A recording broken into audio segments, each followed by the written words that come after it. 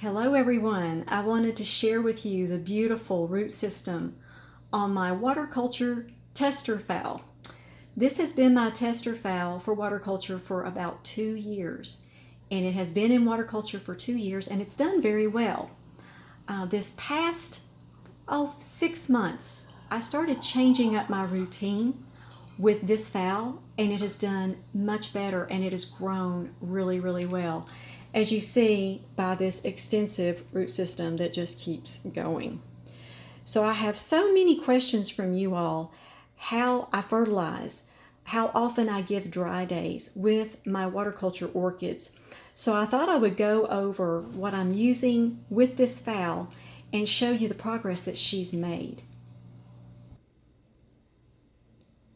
I'm very happy to report that she has a new spike that I just found the other day. It's there on the right.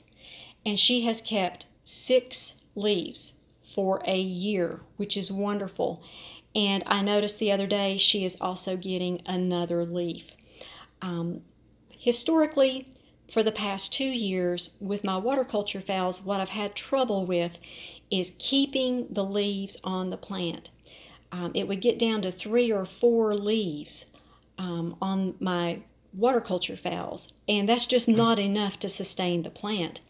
So I would have to convert those back to either usually moss, and a few of them I converted over to bark, but mainly I did convert them over to moss. But this one is doing well. I'm going to show you what I've been fertilizing this one with this summer, how I'm going to adjust that up a little bit this fall.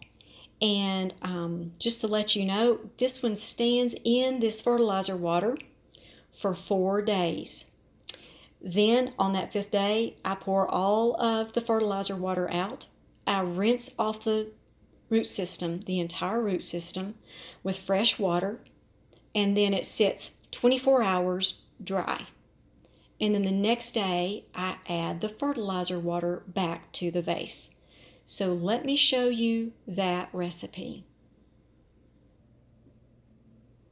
Okay, this is my recipe that I've used for the summer months.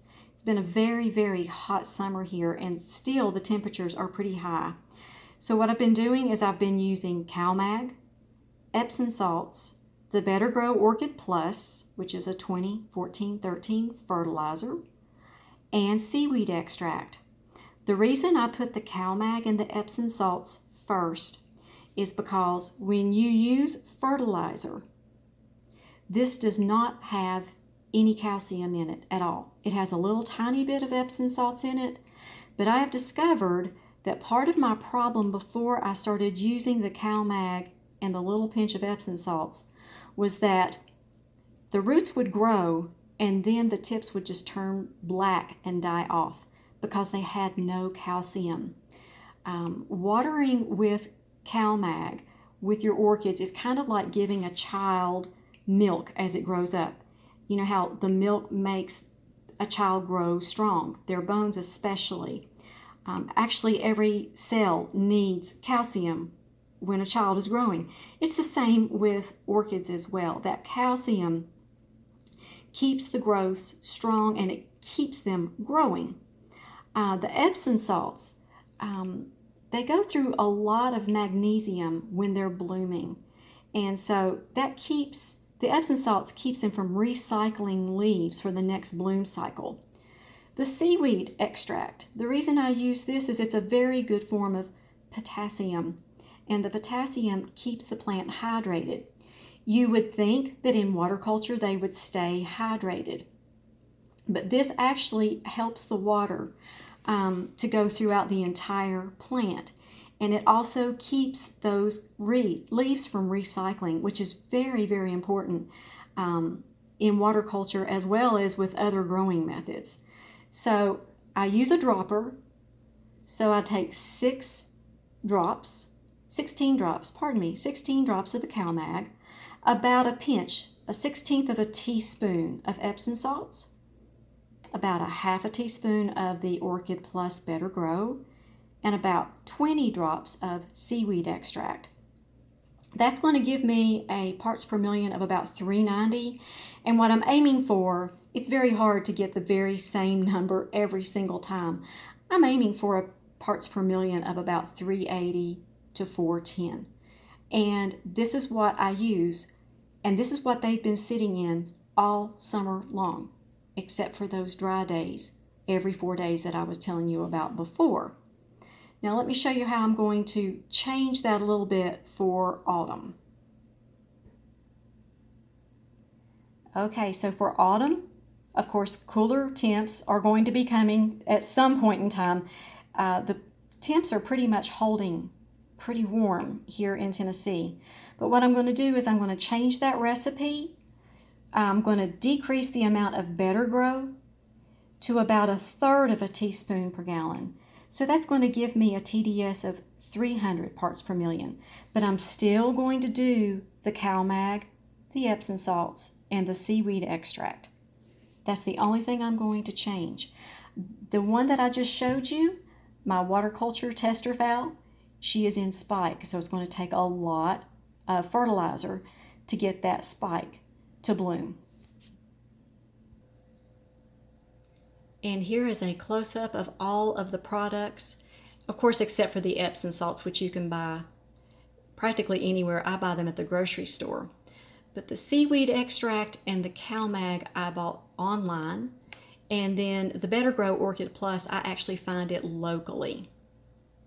So these are the products that I am using to fertilize.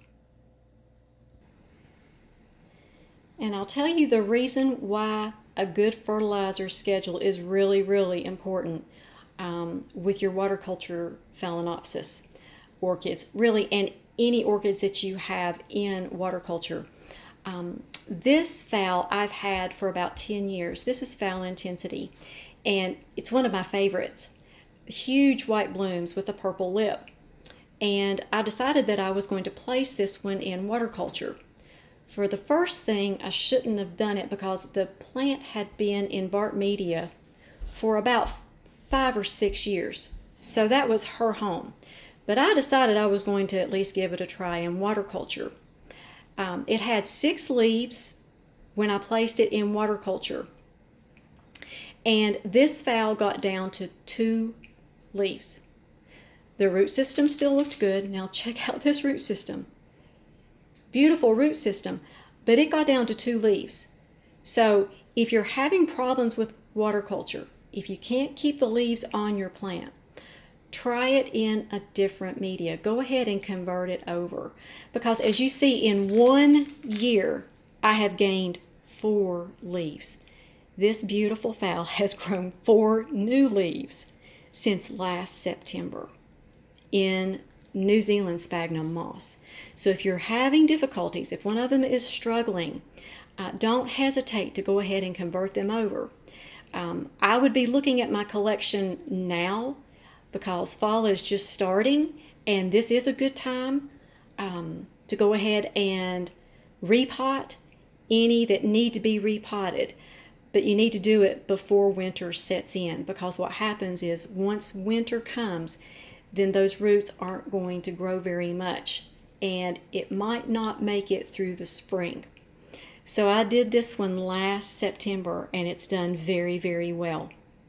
So that's the reason why I knew I had to change up my fertilizing schedule. I believe that when they're in water culture, they really need to be fertilized.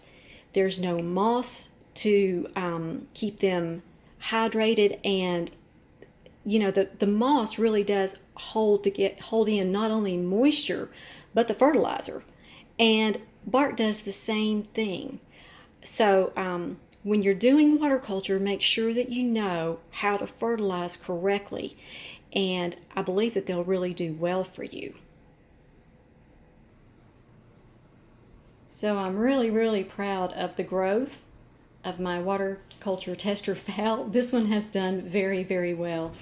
It's gotten a lot of really good growth this summer. So just remember, if you're a beginner, this is the hardest method to grow in. I highly recommend you learn how to grow in moss or bark first, and then once you get some experience, if you want to do one in water culture, then try just one, a new one, and one that you can easily replace. So I hope this video helps you all, and you all be highly favored, deeply loved, and greatly blessed. And we'll talk to you next time.